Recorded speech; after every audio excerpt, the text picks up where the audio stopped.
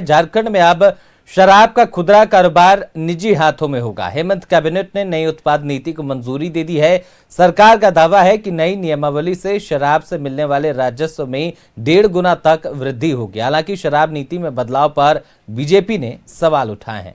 क्या कुछ है, पूरी जानकारी देखिए इस रिपोर्ट में। शराब का खुदरा कारोबार, नई उत्पाद नीति को हेमंत कैबिनेट की मंजूरी।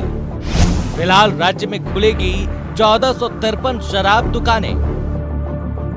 झारखंड में शराब की खुदरा कारोबार अब निजी हाथों में होगा। हेमंत कैबिनेट ने नई उत्पाद नीति को मंजूरी दे दी है। नई नियमावली के तहत सरकार सिर्फ शराब का होलसेल कारोबार करेगी, जबकि खुदरा शराब की बिक्री प्राइवेट हाथों में होगी। शराब का खुदरा कारोबार अब प्राइवेट हाथों में होगा। किसी व्यक्ति या ग्रुप को आवंटित होगी शराब दुकान। एक व्यक्ति को राज्य में अधिकतम 36 दुकानें मिलेंगी। राज्य में फिलहाल 1453 शराब की खुदरा दुकानें खुलेंगी। ई लॉटरी के माध्यम से होगा दुकान का आवंटन। ई लॉटरी के लिए एनआईसी ने तैयार किया सॉफ्टवेयर। शराब की बिक्री का समय 1 घंटे बढ़ेगा। ज्यादातर दुकानों में मिलेगी देसी और विदेशी शराब। दुकान में अवैध शराब मिलने पर रद्द होगा लाइसेंस।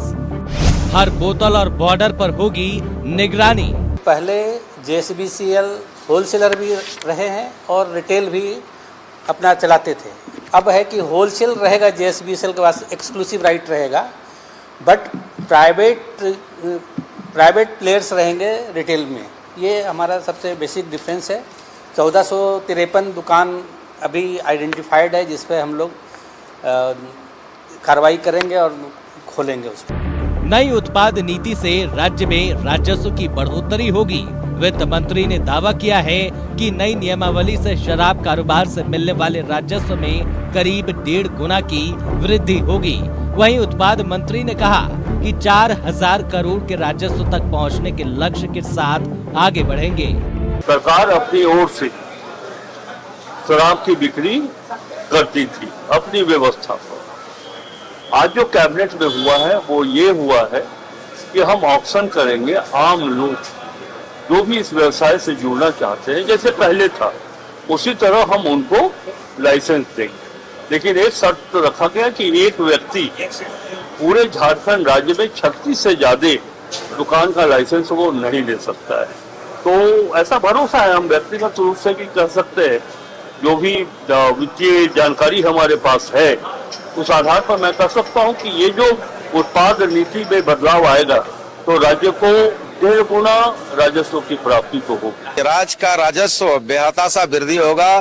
3500 से 4000 करोड़ का लक्ष्य जो हम लोग सरकार हमको यूं तो 3000 करोड़ का दी है, लेकिन कहीं उसके ऊपर हम लोग राजस्व की प्राप्ति करने का लक्ष्य रखे हैं। और जो सबसे बड़ी चीज है, जो आप लोग आए दिन सुनते होंगे, देखते होंगे कि ट्रैकिंग जो प्लेसमेंट एजेंसियों के द्वारा अधिक मूल्य पर शराब बेची जा रही है, अधिक पैसे ले रही है, अब उस सभी विषयों पर विराम लग गया।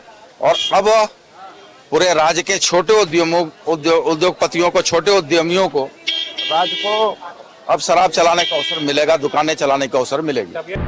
निजी हाथों में शराब की खुदरा बिक्री सौंपे जाने पर बीजेपी का क्या कहना है, आइए सुनाते हैं। और इस राज्य में दारू का खेल ऐसा खेल है जिसके चलते कई लोग हवालात के पीछे हैं।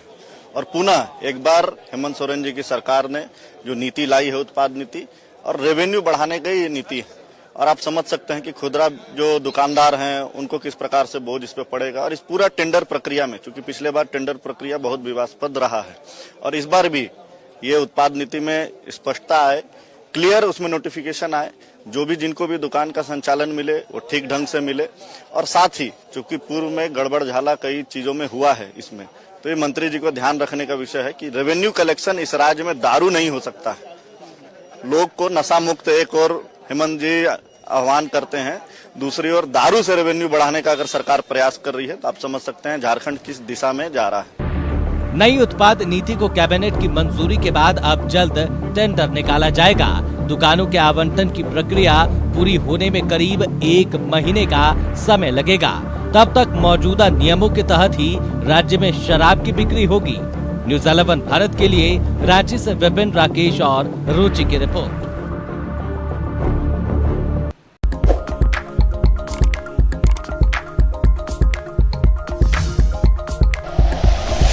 Like and share videos, subscribe करें हमारा चैनल और प्रेस करें बेल आइकॉन। न्यूज़ 11 भारत, सच है तो दिखेगा।